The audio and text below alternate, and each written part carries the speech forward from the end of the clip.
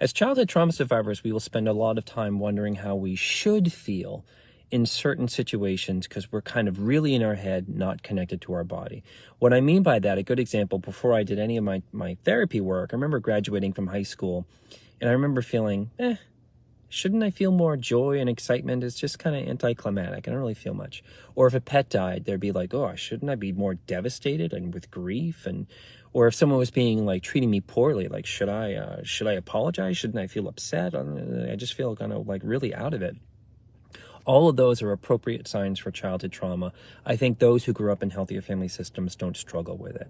I was able to get it back by being around healthy people in a group with that therapist, and they were able to say, whoa, Patrick, like that's a big deal. You really need to celebrate that. They can almost jumpstart a little bit of that mirroring. Or, whoa, that person sounds like not a good person to date. Or, whoa, your boss sounds awful. And I would feel that way too. It was very helpful to me.